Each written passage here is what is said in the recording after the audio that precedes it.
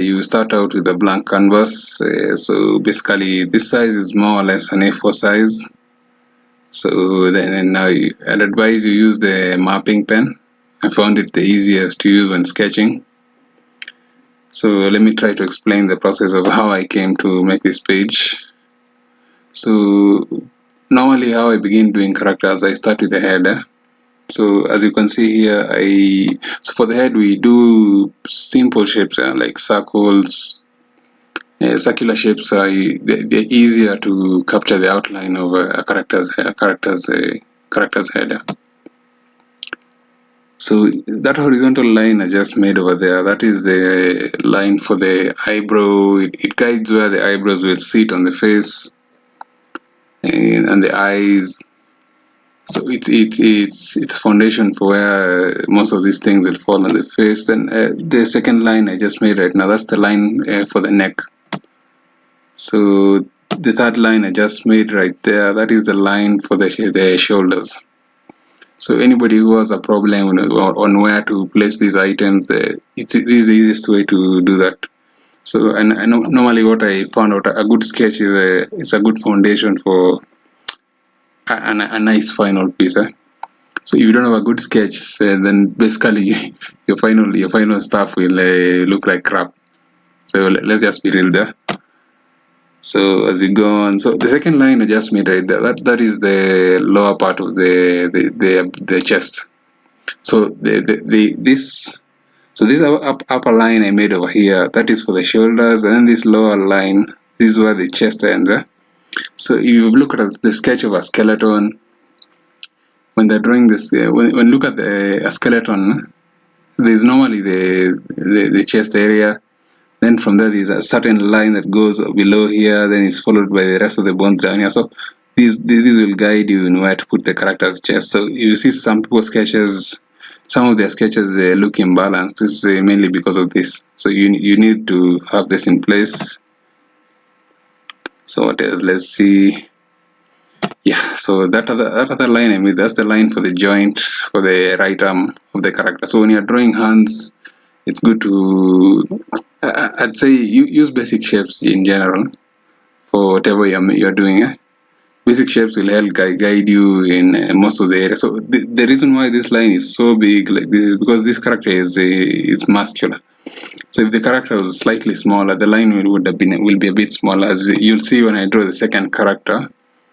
So I drew both of them at least to balance that. And then if you look carefully, you'll notice that the ends of the joints normally end at the end of the chest area, especially when the character is facing upwards or is pushing the chest forward. So if you just check your own self, you'll notice that the end of your joint, the first part of your arm, ends towards where your chest begins. The end of your chest. Yeah, so that second line I made there, it's the continuation of the arm when it meets the second joint. This is the second joint here, then towards the end of your forearm, then your wrist starts somewhere here. So let's see that. Let's see the process.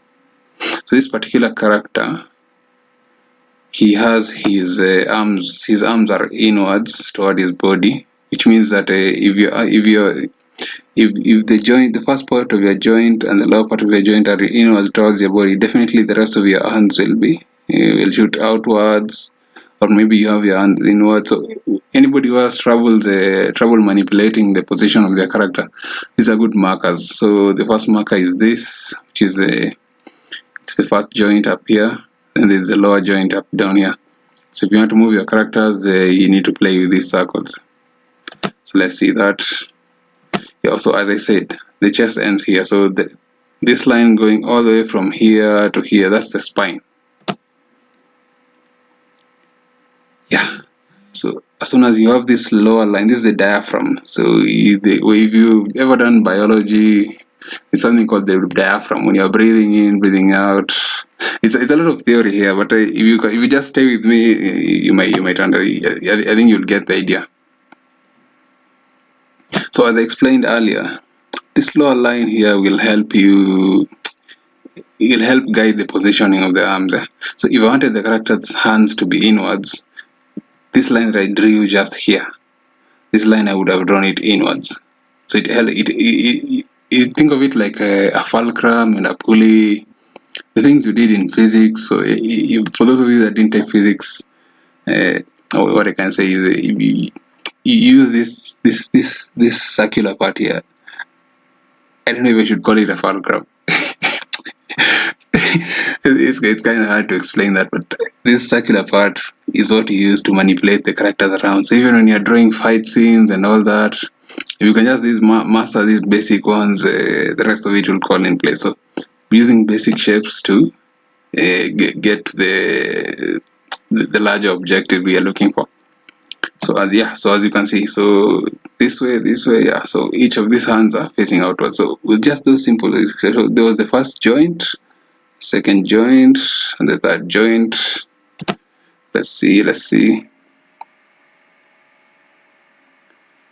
Yeah, so what I just do, that is the palm of the hand. The fingers are not even there yet. So if you look at your own hand, this is something I came across when I was researching comics. You need to look at you draw basic shapes. Don't try to start out with all the details. Like the problem I see with most guys is guys just want to jump straight into putting details into artworks.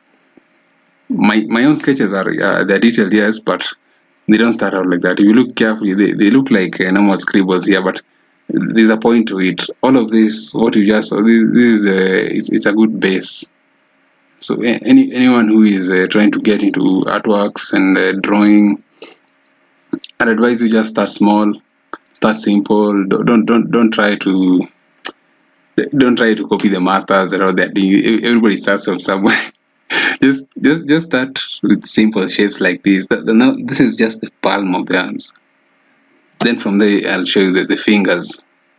Let's see. Yeah, so see, that's how the fingers are. Nice, simple lines. So this should should be maybe bring back flashbacks of maybe one or two of you guys doing stick figures back in preschool or elementary. So anybody who isn't in Africa. So apparently stick figures are actually a very good base if you're trying to make an artwork that is uniform. People don't use stick figures or simple shapes to make the final piece of the artwork of the artwork, especially in comics. I found out that the movements don't look that smooth, and I've made this mistake in the beginning when I didn't used to use this method. So it's a matter of trial and error. So anybody who is trying to get into this comic stuff, I'd advise you just, how can I say this? Just experiment, and then don't be afraid to fail. The worst thing you can do is not try it. And the thing is this: you're not getting any better by not doing anything. So you're better off just doing it in your own. Do it and fail and make something that looks crappy. And the more crap work you make, over time you'll come to see your own mistakes, and you'll be able to fix them. So all in all, that was the first character. What we just saw. So already you can see at least there's some semblance of fingers over there. There's something that looks like fingers. So, so when you see something like that, this is more like predicting the future. I'd say it's something like that. So when you're doing something, like, you need to have like a vision of what you want this thing to look like when it's done. And this is more, I'd say in general, this video is more about the sketching process. So don't really expect me to do the inking here, because normally I do most of my sketching on traditional pen and paper. Reason being, I don't want to lose that the traditional skill, and I find it faster to do it on pen and paper than on the computer. I'm not actually using a Cintiq tablet right now, but if I was to use a Cintiq tablet, then I would delve fully into the digital stuff. But for normal commission work, this is what I normally do. But when it comes to like a long running series like comic work, yeah, I tend to go on pen and paper, but the process is more or less the same. So I'd say the purpose of this video is to help you guys to get an idea of what goes into making a comic, or comic page or characters, and the sketching process that I use personally. So this first character was male. So let's get that out of the way. This second character is female. So, and if you want to know the differences, that's why I was talking about why this circle is so big and this other circle is smaller. So this other character is a female character. So she doesn't really have that much upper body. She doesn't have that much upper body strength compared to the character. So naturally, her muscles on the upper part of her arm will be smaller. This other character has exaggerated features. He's not entirely human, but he is male, which means his shoulders are broader. So if you compare with the shoulders of the female character, they are smaller, and most male characters have their shoulders more in line with the shape of their with the width of their hips. So let's see that. Let the sketch continue. So let me just continue from here. So this is the shoulder. This line is very close to the edge of the hip. So when I'm adding details later on, you see that the line of the edge of the shoulder is more or less straight in line with the edge of the hip. But in males it's different. The edge of the shoulder for a male is actually more extended compared to the hip. So for a male, it's literally the whole length of the hand of this upper muscle. At the end of it is where actually the hip starts. So if you look at yourself as a guy, you'll notice that your hips start towards the end. It's like a literal straight line, but your hand is sticking out for a guy. But for a chick, it's different. For them, the edge is what lines up with their hips. Let's see that. So most people are having problems with drawing legs. It's the same concept as above. So the same concept. So you're supposed to just use this circle. These circles are everything, honestly. Even when you're drawing motion in action scenes, when you get better at it, you'll find it easier. So what I was doing here was basically adding environmental factors. This is actually meant to be a sketch for maybe a cover page, but it's a one-off, so it's not really part of the book as of now. But so yeah. So anybody who is not informed, I've been making a comic book. It's titled The Unaffected Resolve. So it involves these two characters.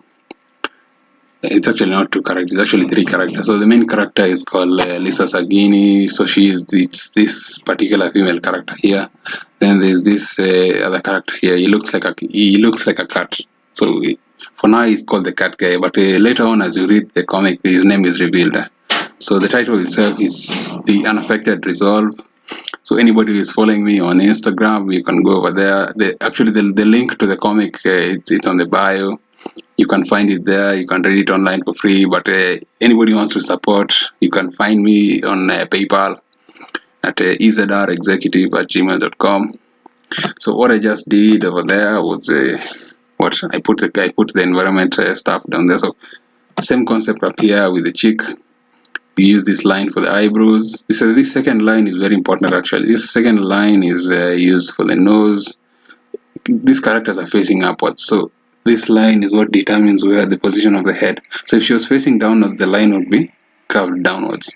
But since this character is facing upwards, the line is curved upwards. So it's like a smile upside down. You think of it like that, it will be easier. So this simple stuff I added here to the side. These were the ears.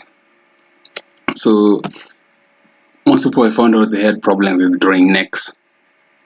So drawing necks apparently it's a hard thing for some guys. So yeah, so when you're doing necks, it's usually easier to go with like a triangle shape, upside down. Once you've done the triangle shape, you connect from the head upwards. Then you drop you come and drop this it's a curve, basically a curve. So so this is what happened. This was the shoulders. So you drop a curve, and going back to the earlier circles we made, these circles will guide when you're putting in the flesh. So that's exactly what is happening here. So the second line I made here, that was for her chest. So this is just to show the shape of a body. Let's see. So when you're doing character design, there's something I learned about character design. Even when you're doing the outlines of your characters, without the details, they should still be distinct. So anybody doing character design, you need to actually spend enough time to make your characters unique enough. Of course, I know many ideas have already been done, but how your characters different from each other? Like, you don't want 5 characters looking the same in one comic. It kind of beats the purpose, and it doesn't make them memorable. A good story I feel, is memorable. So, like the thing with Lisa, particularly, she has some particular accessories she wears, but her body shape is, I would say, it's different from her other main characters. She's smaller in shape, actually, and what else? She's smaller, and then the other character behind her, the other character is bigger. Yeah. So let's see. So what I was doing, I was trying to just capture the main outlines of the characters. So after I finished with capturing the outlines of Lisa, then I moved up here with the cat guy. So what I was doing here was capturing the shape of his chest. After I did that, now I went back up to his head. So look carefully. Oh, what happened here was this curve here. So I just transferred the same curve up there. So each of them is facing the same direction. I got his head shape after doing that. Same concept with the neck. You just draw a V shape. So for this character is a bit muscular. So look at this. For the cheek, I'd say her shoulders are a bit more flat compared to this. This guy has neck muscles. So this is what happens. So for most, I'd advise guys to do some study on anatomy. You'd understand how muscles work. But the thing with comics that people don't get the idea is they don't really have to be perfect. The funny thing is, when something it's too good, it tends to be boring. So don't be afraid to make mistakes. Just do your thing. There's nothing as boring as something that is photorealistic. It looks good, yes, but it doesn't incite that feeling of how do I describe it? The feeling of what? Imagination. When you imagine something, you don't usually imagining something realistic. You're in Wonderland. That's the whole concept of daydreaming and all that. So the mistakes you make, they might add character. Just make sure they'll add character to your stuff. But it's not an excuse for you to go and make mistakes when you're doing comic work. But they won't make it human. There's no such thing as perfect art. So anybody who ever lied about that is a big lie. So let's see. This here I was still adding details. So I moved here to the arm. What else? These are the knuckles. So when you're doing knuckles, something I need to point out. When you're doing knuckles, you start with this what? There are these bones that connect to the fingers. So you just draw like an outline on the outside. That outline will guide you when you're doing details. Like, see, when you're doing these fingers, you start from the outside, then you work your way inwards. That way. So as you do that, things get better. Let me forward this. So the arm is done. What else? Yeah, I need to go back on this. So when you're doing clothing on characters, it's so important. So as you just saw, you need to capture the outlines first. Then now you focus on the clothing. Then finally their details. People tend to do it backwards. Someone tends to put all the details on the face first instead of focusing on the clothing. It's like I said with character design. Whatever they are wearing, the accessories they wear, these are what defines these characters. Yeah. So see, just with the cat guy, his ears alone tell you that he's different from the other characters. So any character design you do, you need to pay attention on the accessories you give those characters, and then are they functional? Like one thing I didn't like about many comics is characters having clothes that aren't really functional. So back to accessories, Lisa has this pair of glasses she always wear. in our country we call it goggles, but let me just call it glasses out here. There's nothing really special about them except that they have night vision, and they have sentimental value to the character. So if you want to read more about that, as I said, head over to my Insta, or just here on my YouTube page, go into one of my sites and you see that. So anybody who's watching the video until now, don't forget to like and subscribe. I know I've been rambling a lot, but yeah. So if you made it this far, congrats to you. Yeah, let's see how it goes. Still on accessories. This is Lisa's particular clothes design. She wears a leather jacket. Let's see. So shading. Wow. So anybody who started out into drawing, you're familiar with this. There's something called pencil shading. So most of my work I tend to focus on shading. I can't find out but right now my work is more simpler than it was in the beginning. So you tend to grow as you do more of it. You'll make many mistakes in the beginning when you're trying out shading, but eventually you'll get the hang of it. You learn how many lines you can use without it being too much. In the beginning, I used to use too many lines, but these days I ended up reducing it. I can find out simpler is better. So as of now, the sketch might look a bit messy, but when you do inking, yeah, it cleans up good. So let's see. So over here, this character she's wearing a badge. It's a country badge. So anybody reading the comics will know that in the comic we have the nation of Kenya. It's working with other nations. There's the US. There's an Asian nation inside that. So basically, there are these creatures that came into Africa. They attacked. So if they bite you, they infect you. So anybody who watch werewolf movies is aware of something like that. So that's the kind. It's like this coronavirus going around right now.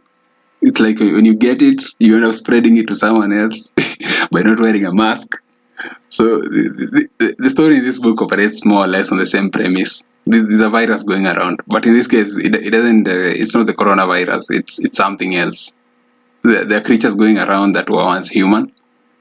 They got bitten by something, and yeah. So when you get bitten by these things, you become one of them.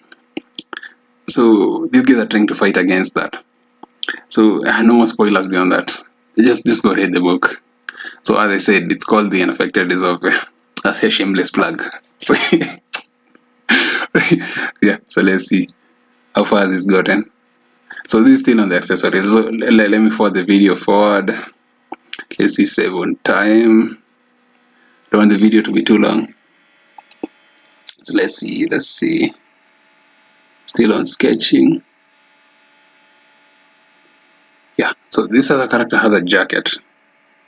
This is more or less the rest of the jacket. So let's see. Yeah, when you're doing maybe weapons, I think guys should do research on this also. There are these things that guys in military wear. There's the attaché case that a hitman uses. I've forgotten the name of these particular things, but they wear them on their feet. They use them as extra carrier bags, either to carry weapons or guns, especially on this side. So the enemies that requires to be shot, so people need to be armed in this book. So it's not just for show. So these characters actually use this, but they can't really use them that much. So let's see how far has it gone. Yeah, okay. Let me see something. So when you're sketching, as I said before, don't try to be perfect. You're allowed to maybe do a line once and then redo it again. Just like that. Let's see. Yeah. Shading. So anybody who wants to get into comics, I'd say this. Just go buy books on pencil shading and all that. It might seem insignificant at the beginning, but funny enough, comics are more or less a traditional media. So as much as technology has gone forward with digital art and software such as this, the the softwares, what the softwares do, they more or less tend to highlight your inefficiencies. You might think the softwares are there to make everything better. They are, but the unspoken thing that people never tell you is that they show, they tend to show your inefficiencies. Like if you don't know how to sketch, it becomes more pronounced within these softwares because there's no guiding line, or even if you, and I found it's even worse when you try to set the software to self-correct lines for you. It doesn't help your artwork look much better, honestly. So just learn basic pencil shading, know where light falls. Yeah. Go look at other comics, look for your favorite comic artists, look at how they do their stuff. Should help you when you're developing yours. So for anybody who is going to ask why is the video so long on sketching, because I am working on the second part of the book right now, and I really doubt I'll go back and do a full in-depth video on sketching, because I do most of my sketching traditionally, as I mentioned. So more or less the next series of videos you see here is more like it's me inking. I'd say sketching is one of the hardest parts, and then the second hardest is the inking, and then the third one is the color. So you're going to get into comics, know how to sketch, know how to ink, know how to do your colors. Eh? So it's a process. Yes, when you're doing mouths, this is the purpose of all those lines that we did before. This is where it comes in. Yeah. So there's not really much to say at this point. It's a matter of skill, and go make mistakes, learn where things go, find your way. Honestly, it's actually kind of hard to to explain some of these things to people, but watching the video itself in real time should help people get an idea of what goes into this. So let's see. Let me forward it further. The eyes. Let me forward back.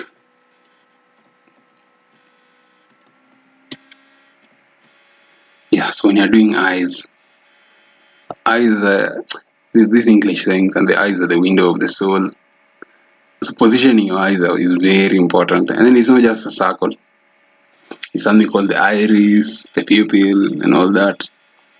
You need to look into all the details. They might seem insignificant at first, but they do count. Then don't be afraid to correct some mistakes you made before, like just as I did this ear fresh. The sketch I did, the line was too thick, but keep in mind this drawing itself will be like on a size that is smaller than A4. Like the international comic size is actually smaller than A4 size. So most of these lines that you might see are thick this close. When you zoom out, they tend to disappear.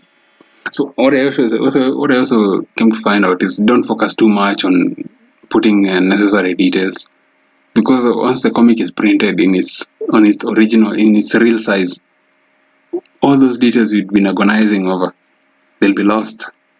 So focus on the details that matter. Then when you make a book and it's not as perfect as you wanted, just move on because there's always something you can improve on. Just move on. Make the next one. So if you get criticism on a book, maybe it's not the best effort you made for. Like for me personally, I had to redo the book because the first draft I ever made was back in 2016. So and the book was so dark. I reached out to one of the comic guys in the industry, had him critique the book, and he just told me straight up the book was too dark. I used so many shadows. I was really trying to follow that Marvel style. But then I came to find out it's not really my thing. I can do it, yes, but it's not really, at that point I wasn't equipped with the right skills, and so everything turned out so muddy.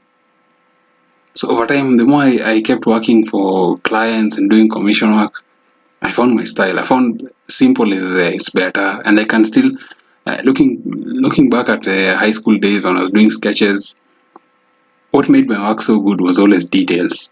And when I started throwing in those big shadows that you see in the Marvel comics, most of the details were lost. So then I decided I needed to make a change. Let's see. So basically the details on the characters are almost done. The video is almost done. So let's see. So this is the smoke over here. So anybody would be asking, someone who was asking how to shed smoke. For smoke, I just advise put most of the lines in one direction. Don't try to, I'd say don't do cross hatching when you're doing smoke. Just do simple lines, simple thing. Because even the colors like when you're going to do sketching, you also need to keep in mind how it's going to look when you ink and color it. So anything you do, you need to like think 10 steps ahead. Make it as simple as possible, because you also need to look at efficiency. But also simple is best. When something is too complicated, even the reader who is reading, the eyes tend to get tired. So anybody who's done any research into comics, you'll notice that the backgrounds are always, most comics don't include a lot of details on backgrounds, but you're advised to at least put 1 or 2 frames with enough background information. That's one of the biggest mistakes I made in the first book I ever made, first comic. So the first comic I made of the Unaffected Resolve was, I did include scenery, scenic views. Yeah, they're called scenic views. I didn't do that. That was a big mistake. That's something the other guy pointed out. So I tell anybody getting into comics in the beginning, get someone to critique your work. Get them to just tell you your honest opinion of your stuff. It might hurt in the beginning, and you have to accept this. Your first effort won't be your best. You'll definitely suck. I won't lie. You'll suck. Especially if you're a beginner, you will suck. But at that point when you're doing it, you might think you're the best, but you're not. But time will humble you. And I'd say this, Rome wasn't built in a day. The guys who've been doing this thing for 6 years or 7 years till they started making steps in the industry. So I'd say anybody trying to get into this, take your time, learn the process, learn the game. Yeah, that's how it is. So the sketch is more or less done here. So what I was just doing here was adding a bit of background. So if this was a cover page, the cover page has to be as simple as possible. Don't put too much details in there. Like, I used to make this mistake in the past. I used to throw like 6 characters in the cover, add a lot of background, and man, the cover was too cluttered. So on the recent book I made, I just limited it to 3 characters, a little bit of background details, and that was it. Yeah, so the video ends here, but all in all, if you get into Clip Studio, I'll tell you this, it won't hold your hand. You need to actually be good at sketching stuff traditionally. Get good at doing things traditionally on pen and paper. Take pen and paper, sketch on it. Get good at that first. If you can master the fundamentals on pen and paper, then coming into softwares like Clip Studio and Photoshop, doing this, if you can do this on pen and paper, then you'll have an easy time on these softwares. So all in, yeah, that's the end of the video. So anybody interested in learning more about this stuff, keep following the channel. If you've reached the end of the video, kudos to you. This is so long. Yeah, so congrats. That's the end of the video. My name is Humphrey. You can find me on Instagram at Humphrey Soro. Head over there, show your love. If you're here on YouTube, like and subscribe the video. Thanks.